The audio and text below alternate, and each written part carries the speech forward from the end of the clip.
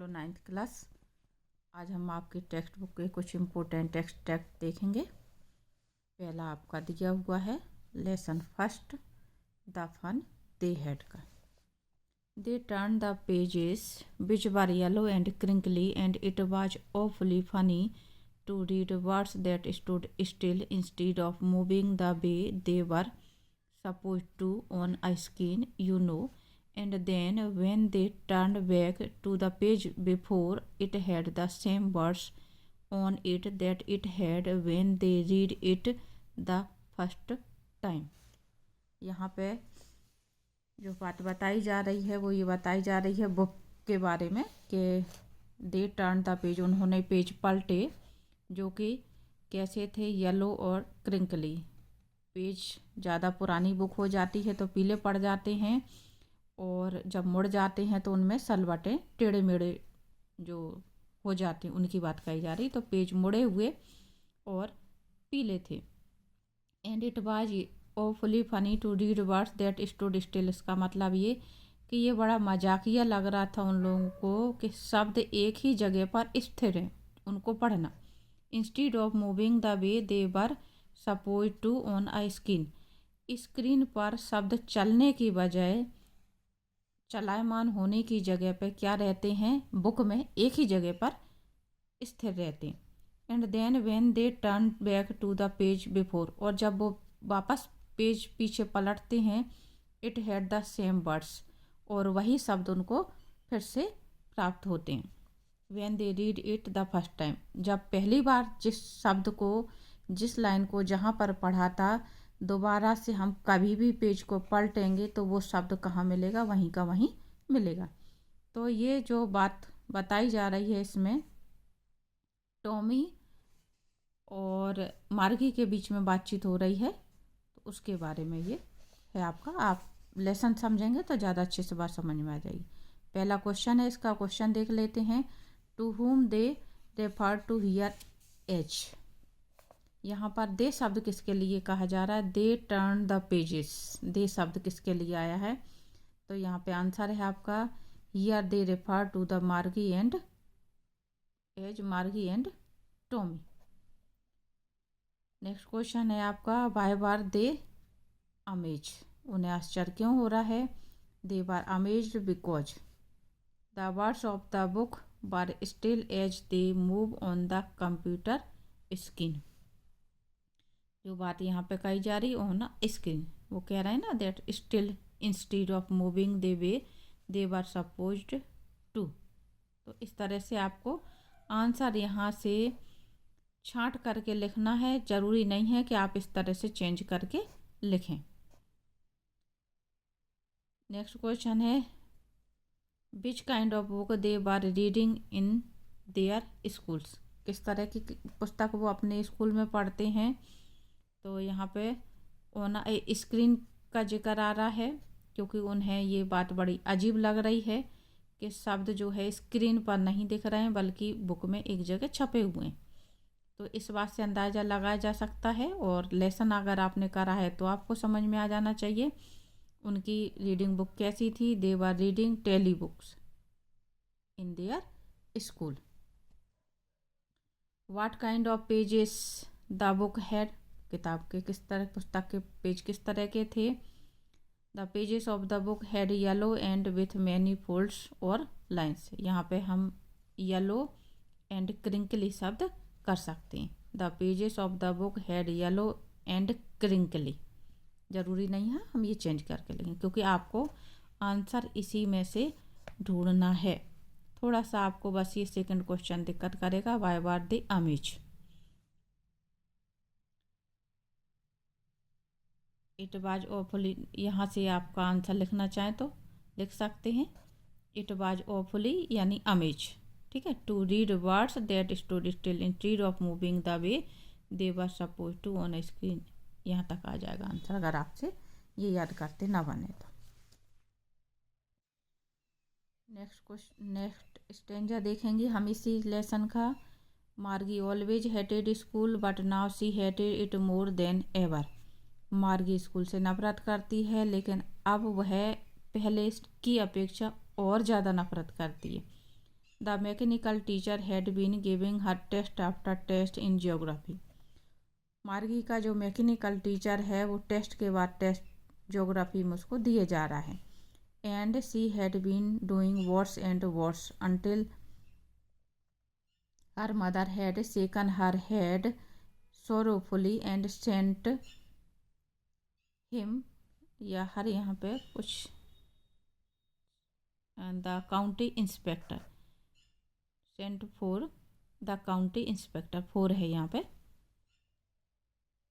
मार्गी भूगोल विषय में जो मैकेनिकल टीचर दिए जा रहा था उसमें गलतियों पे गलती, यानी कि खराब से और ज़्यादा खराब प्रदर्शन किए जा रही थी, उसमें कोई सुधार नहीं हो रहा था जब तक कि उसकी माँ ने उसको दुखी होकर के काउंटी इंस्पेक्टर को नहीं बुलवाया तब तक। क्वेश्चन है आपका, व्हाई डिड मार्गी hate school more than ever. मार्गी पहले की अपेक्षा अब स्कूल से ज़्यादा नफरत क्यों करने लग गई थी। Margie hated school because the mechanical teacher was giving her test after test in geography और she had been doing worse and worse in this test. तो ये आपका आंसर आ जाएगा इस तरह से कि मार्गी में जो सुधार है वो किसी भी तरीके से अब नहीं हो पा रहा था। मार्गी दिन पे दिन गलत पे गलत प्रदर्शन करती जा रही थी, खराब से खराब प्रदर्शन करती जा रही थी। तो ये जो आपका क्वेश्चन आ रहा है यहाँ से पूरा यहाँ तक आ जाएगा, worse and worse. Next question है, how was the reaction of Margie's mother. Margie की माँ का क्या रिएक्शन था। Margie's mother had shaken her head sorrowfully. ठीक है। नेक्स्ट क्वेश्चन है, what did the mechanical teacher do. Mechanical teacher ने क्या किया। The mechanical teacher had been giving her test after test in geography. Mechanical teacher उसको क्या कर रहा था, ज्योग्राफी में टेस्ट के बाद टेस्ट दिए जा रहा था। और नेक्स्ट क्वेश्चन है, by whom the county inspector was sent. किसको काउंटी इंस्पेक्टर के पास भेजा गया। The Margie performance made her mother to send the county inspector. Margie का जो परफॉर्मेंस था वो सुधर नहीं रहा था किसी भी तरीके से, इस कारण से क्या किया गया, मार्गी को काउंटी इंस्पेक्टर के पास भेजा गया। नेक्स्ट स्टेंजा ले रही हूँ मैं, lesson second, the sound of music, part 2। Bismillah Khan के बारे में जो आपका दिया जा रहा है। The sound of the shehnai began to be considered auspicious. जो शहनाई की ध्वनि थी, स्वर था शहनाई का, वो क्या है अब मांगलिक या कहें कि पवित्र, शुभ माना जाने लगा। And for this reason it is still played in the temples and is an indispensable component of any north Indian wedding. और यही एक कारण है जिसके कारण से इसको कहाँ बजाया जाने लगा, तब से लेकर के अब तक मंदिरों में क्या करा जाता है, शहनाई को अवश्य बजाया जाता है, यानी मांगलिक या जो भी शुभ काम होते हैं उनमें। और साथ ही जो उत्तर भारत की शादियां होती हैं, उत्तर भारत में जो भी विवाह या मांगलिक कार्य होते हैं उनमें शहनाई बजाना एक अनिवार्य कंपोनेंट होता है, एक तरह से अनिवार्य अंग माना जाता है, यानी शुभ माना जाता है। In the past the shehnai was part of the naubat और traditional assemble of 9 instruments found at royal courts। लेकिन प्राचीन काल में जो शहनाई है उसको क्या माना जाता था, शहनाई नौबत, नौबत कहते हैं, ये मीनिंग आपका आप ध्यान कर लें। नौबत, नौबत का मतलब ट्रेडिशनल असेंबल ऑफ 9 इंस्ट्रूमेंट्स, यानी राज दरबार में पाए जाने वाले 9 वाद्य यंत्रों के परंपरागत वाद्य समूह का ये एक अंग था। Till recently it was used only in temples and weddings. तब से लेकर के अब तक क्या करा गया है, तब से लेके अब तक ये बराबर मंदिरों में और शादियों में इसका प्रयोग किया जाता है या बजाया जाता है। The credit for bringing this instrument on to the classic stage goes to Ustad Bismillah Khan. और इसको इस तरह से इस वाद्य यंत्र को शास्त्रीय क्लासिकल स्टेज पे जो लाने का श्रेय है वो किसको दिया जाता है, उस्ताद बिस्मिल्लाह खान को दिया जाता है। यानी एक तरह से कह सकते हैं इसको साथ में जो पवित्र उसमें बजाया जाने लग गया है, मंदिरों में बजाया जाता है, और एक क्लासिकल म्यूजिक आज जो माना जाता है, पहले उसको ये दर्जा प्राप्त नहीं था। तो ये सब कुछ योगदान किसका है, बिस्मिल्लाह खां का है। क्वेश्चन आंसर समझेंगे। पहला क्वेश्चन है आपका, why do the sound of shehnai still place in the temples. Shehnai को मंदिर में क्यों बजाया जाता है। आंसर इसका, the sound of shehnai is still played in temples because, इतना क्वेश्चन में से आ गया। The sound of the shehnai begin to considered auspicious. ये आपका जो आंसर है ये पहली लाइन में ही यहाँ तक दिया हुआ, द साउंड से लेकर के ऑस्पिशियस तक। नेक्स्ट क्वेश्चन है, to whom does the credit for bringing this instrument on to the classical stage go. इसका आंसर आपका आएगा, द क्रेडिट ऑफ बिगिनिंग। अगर आपसे इतना ना बने तो सिर्फ आंसर में आप उस्ताद बिस्मिल्लाह खां ही लिख दें।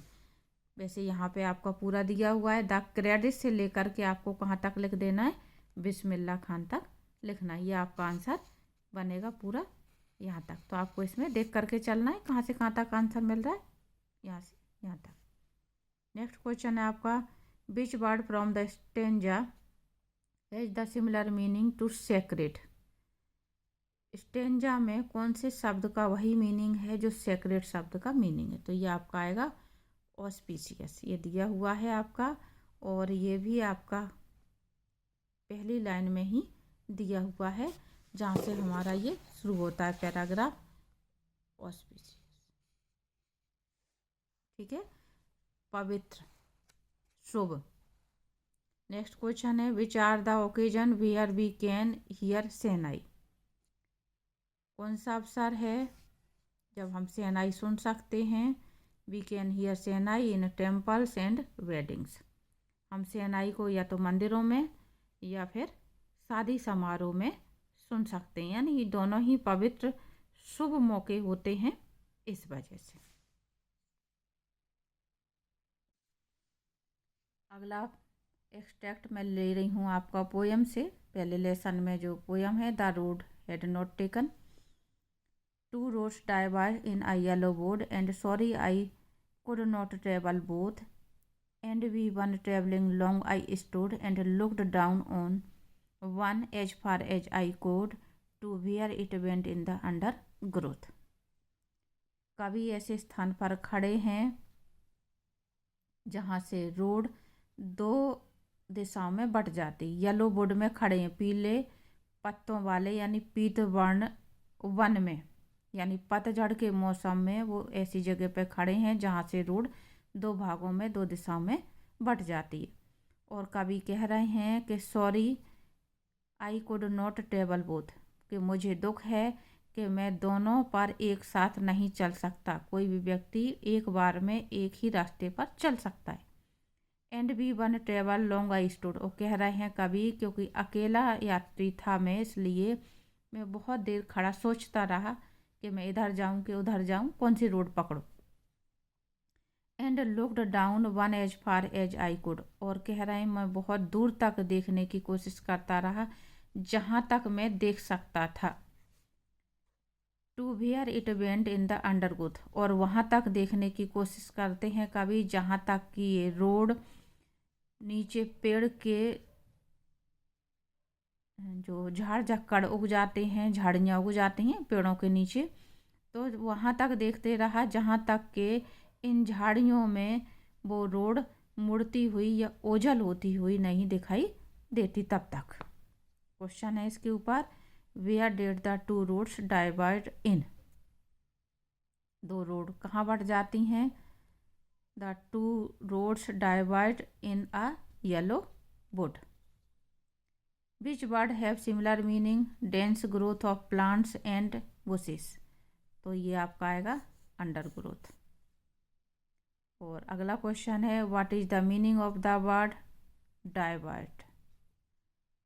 डाइवर्ट शब्द का क्या मीनिंग है वो आपको बताना है। डाइवर्ट का मतलब होता है दो भागों में बट जाना, डिवाइडेड इनटू टू पार्ट्स।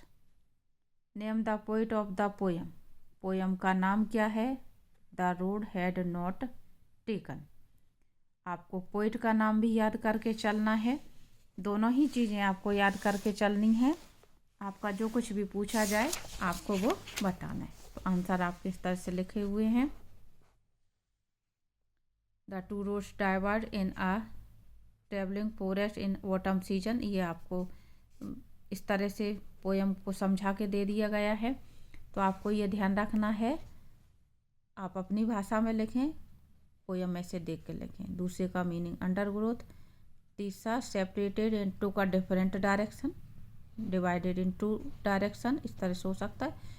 और जो पोयम का नाम पूछा है,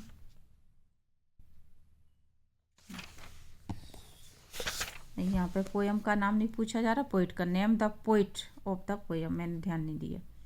पोइट का नाम पूछा जा रहा है कि पोइट का नाम क्या है। तो पोइट का नाम है आपका रॉबर्ट फ्रॉस्ट। आपको पोयम का नाम भी याद करके चलना है क्योंकि वो भी पूछ दिया जाता है। तो बच्चों ये आपको इतने एक्सट्रैक्ट अच्छे से तैयार कर लेने हैं एग्ज़ाम के लिए।